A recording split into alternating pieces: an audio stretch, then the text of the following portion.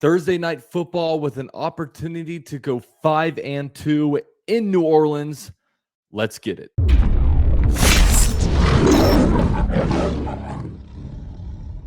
So as with every preview video on this channel, this one is brought to you by BetUS.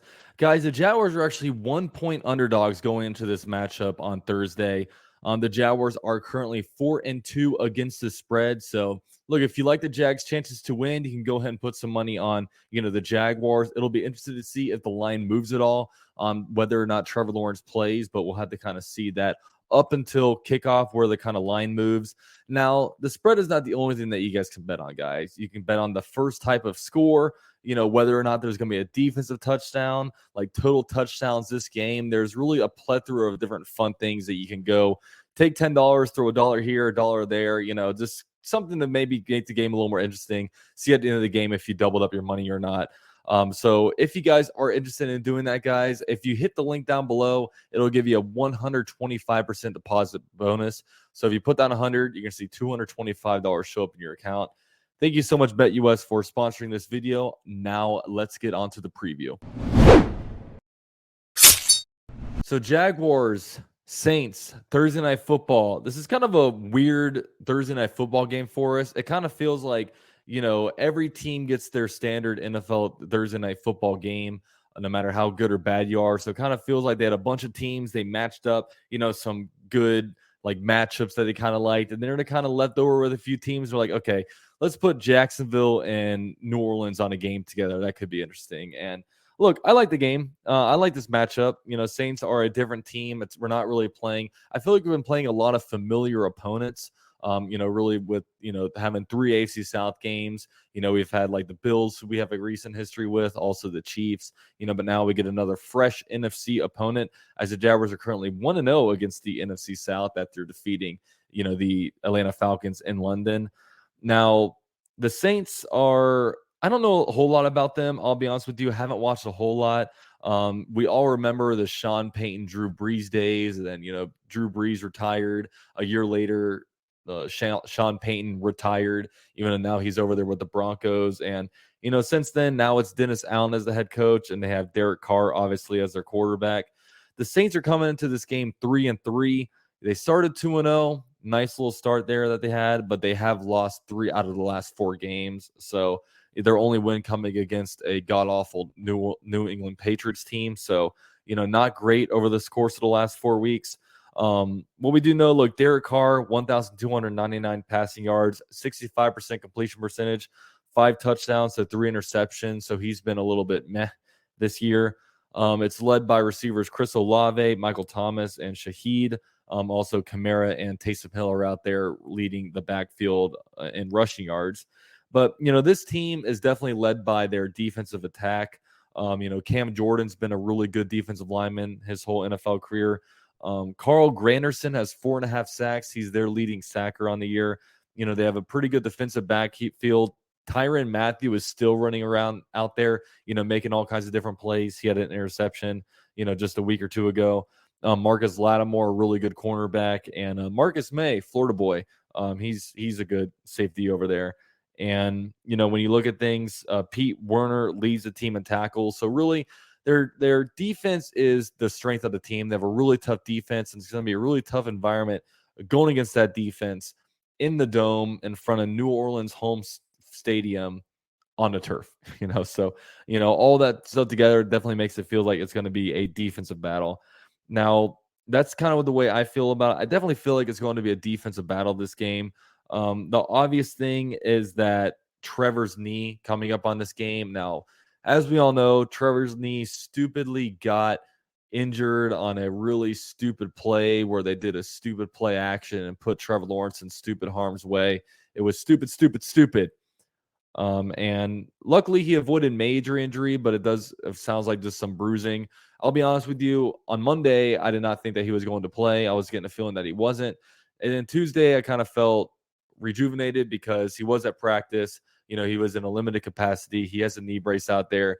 It definitely sounds like the vibes are that he is going to go ahead and be good to go. And a lot of people are debating, should they rest him? Because they got the bye week coming up. Like, it's an NFC opponent, so it's one of the more least important games. But I don't really think of it that way. I mean, if you're in the race for a top playoff seed, number one seed's going to probably be 14-3 or, 13-4.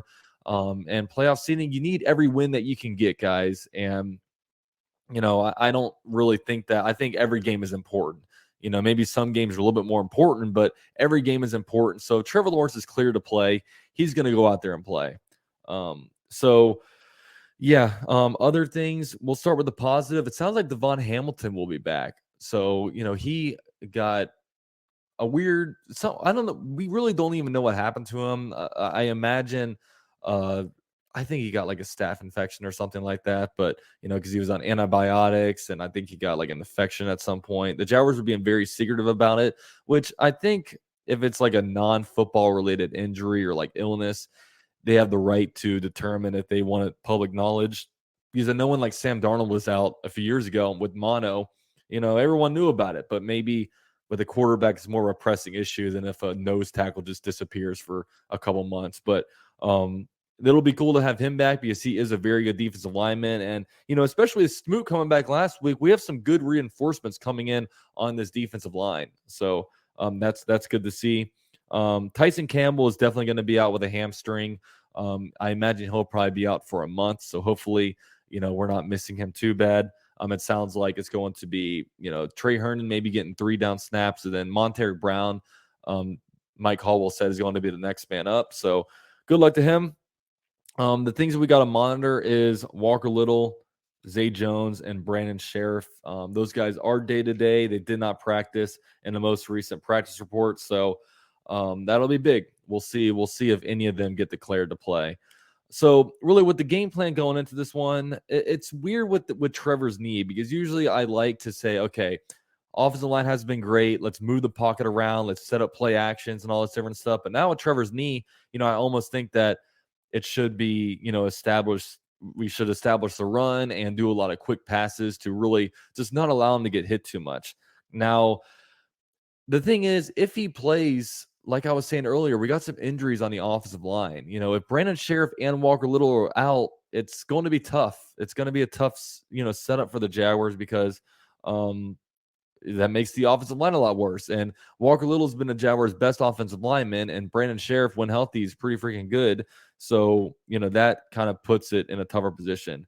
I would definitely try to get a lead early on and just really be able to run the ball more. It just stinks because, like, we haven't really been able to say, okay, let's run the ball good and just be able to run the ball good. Like, our running game has mostly come through getting leads and sustaining leads. And, the big chunkage comes in the second half.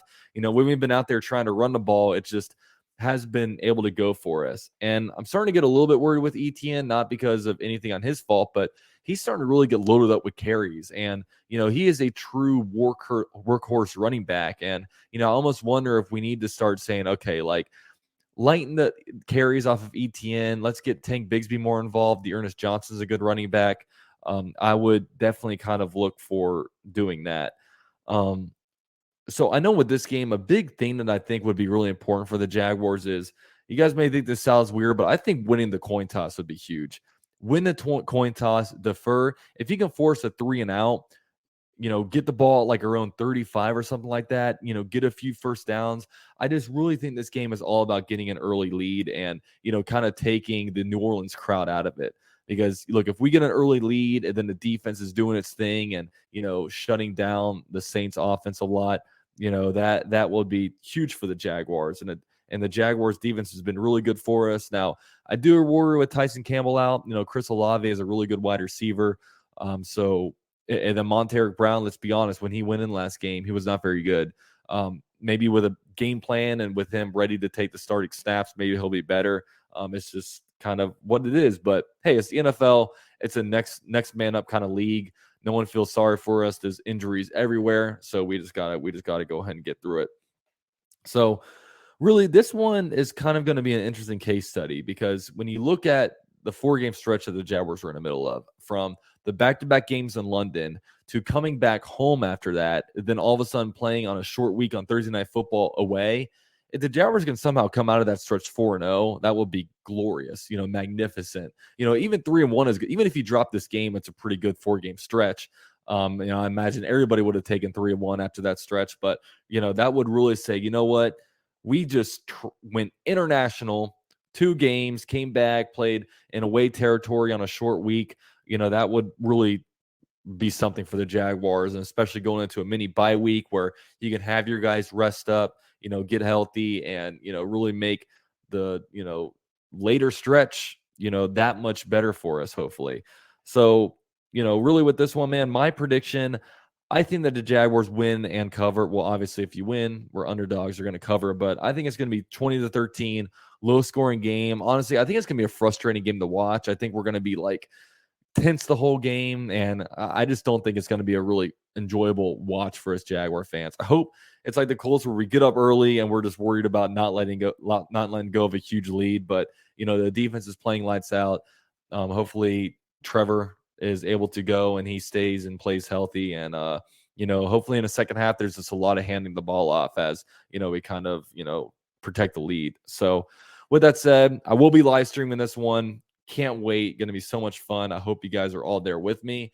And with that said, I really appreciate you guys watching. Definitely drop a like for me on your way out if you can, and go Jags.